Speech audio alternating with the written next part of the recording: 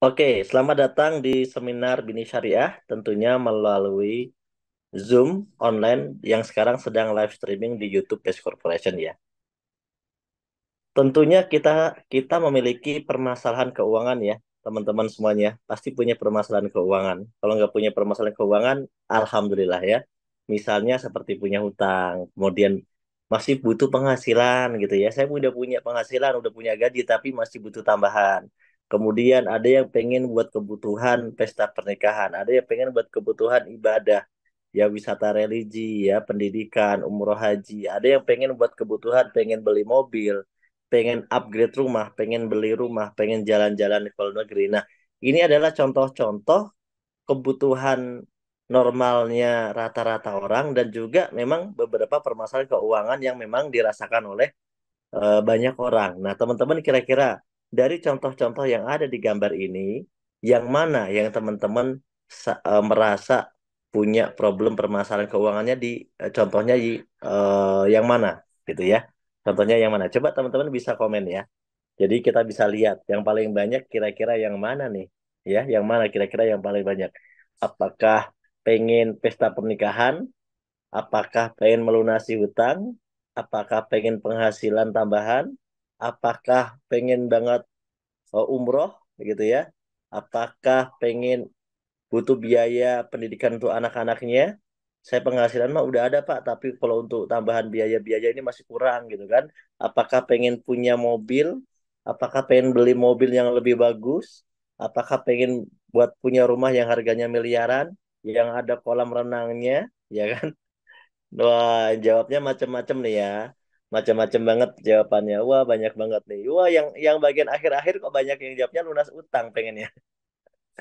Tadi di awal-awal banyaknya pengen punya rumah, extra income gitu ya. Tapi di akhir-akhir kok kebanyakannya jawabannya ini pengen lunas utang. Pengen lunas utang. Malah ada yang jawab semuanya ya. Memang kita mau semuanya ya. Ini teman-teman, kalau kita mau jujur ya, kalau coba kita hitung-hitung ya, punya mobil yang bagus, misalnya kayak mobil gede yang ada di gambar, punya rumah itu pasti ya kalau dihitung-hitung dan lain-lain anggap saja 1 miliar sampai 2 miliar teman-teman. Itu kebutuhan yang jelas kalau diuangkan yang kita butuhkan. Nah, bagaimana caranya kalau kita pengen punya uang 1-2 miliar nih teman-teman untuk mewujudkan impian kita coba?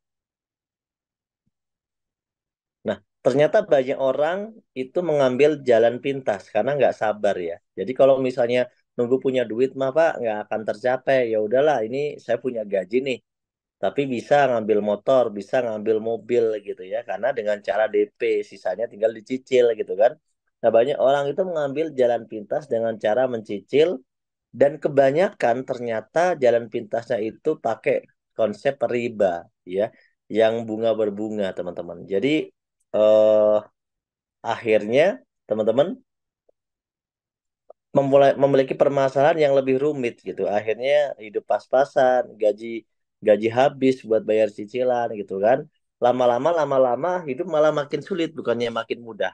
Tuh banyak sekali yang bercerita seperti itu. Semoga teman-teman nggak termasuk yang ada di dalam cerita ini ya. Karena fakta yang saya temukan adalah banyak orang justru punya banyak cicilan itu ya pusing gitu ya. Pusing karena bagaimana dia harus melunasi cicilannya, sedangkan pekerjaannya juga penghasilannya pas-pasan. Tapi namanya orang nggak sabar, ya mereka memilih jalan ini.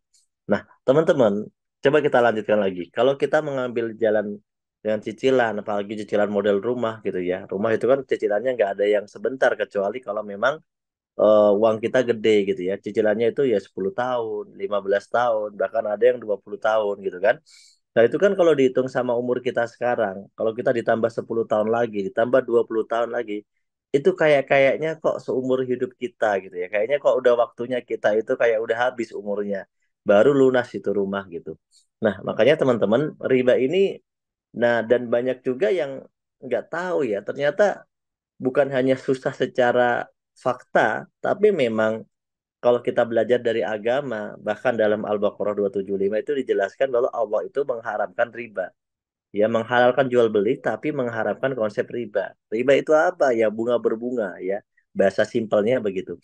Nah, bahkan dalam hadis itu, dosa riba itu disetarakan dengan dosa seperti menzinai ibu kandung. Itu dosa terkecil daripada pintu pintu dosanya riba. Nauzubillah min dzalik. Oleh karena itu, teman-teman, komunitas PTBS ini mengajak sama-sama hijrah untuk kita itu supaya tidak lagi melanjutkan yang namanya riba. Kalaupun ada orang yang udah pernah, memang kebanyakan juga pernah gitu ya. Ya yang penting tidak memulai ulang dan dilunasi, dibereskan lewat usaha misalnya, tapi tidak tapi berazam bahwa tidak akan mengulangi lagi. Ya, kenapa?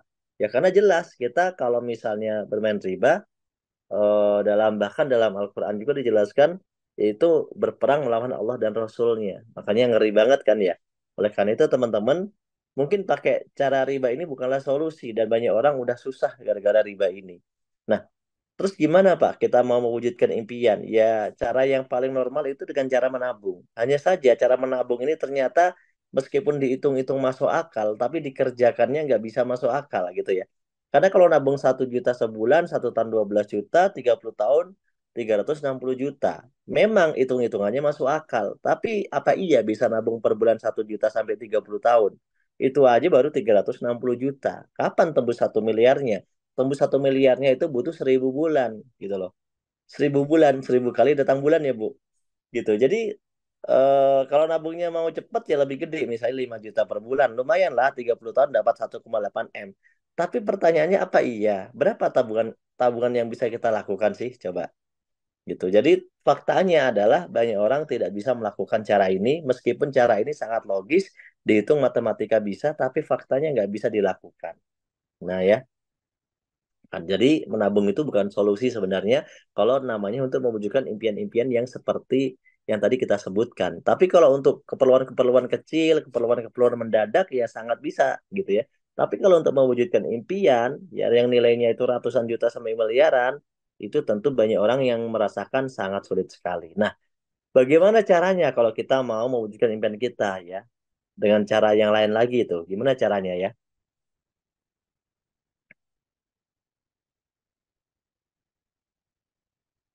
Nah, di luar sana ada cara-cara yang dilakukan oleh para pengusaha, para pebisnis. Ternyata mereka itu dengan mengerjakan usaha, dengan mengerjakan bisnis, apalagi bisnisnya dengan modal yang bagus ya, dengan punya lini usaha yang aman gitu ya. Mereka itu rata-rata pada sukses ya. Tapi sayang sekali usaha-usaha yang mereka kerjakan itu meskipun memang bisa sukses, tapi ya memang banyak orang itu kesusahan untuk mengikuti atau meniru. Kenapa? Karena modalnya besar. Nah, kalaupun modal besar ya untung besar ya relevan lah ya. Karena modalnya besar, untungnya besar gitu kan. Tapi juga hati-hati, resikonya juga besar gitu ya. Dan ternyata yang nggak semuanya juga bisa langsung untung, nggak semuanya juga langsung sukses. Banyak orang bangun usaha dengan modal besar juga nggak langsung sukses, nggak langsung untung juga. Nah, di sini tentunya bagi orang-orang yang tidak punya modal tentunya akan mundur ya. Karena ya kalau modalnya sampai puluhan ratusan juta sampai miliaran tentunya ya nggak ada yang bisa digunakan untuk modal gitu ya. Nah, jadi cara ini kita lewati dulu teman-teman. Nanti mungkin kalau Anda sudah punya modalnya, Anda sudah siap, Anda punya penghasilan yang bagus, Anda bolehlah menggunakan cara-cara usaha seperti yang ada pada gambar supaya Anda nanti jauh lebih sukses lagi. Itu pun kalau Anda siap dengan resikonya ya. Next, ya selanjutnya gimana Pak? Nah, maka kita nggak akan mengajarkan cara ini malam hari ini karena cara ini juga masih susah.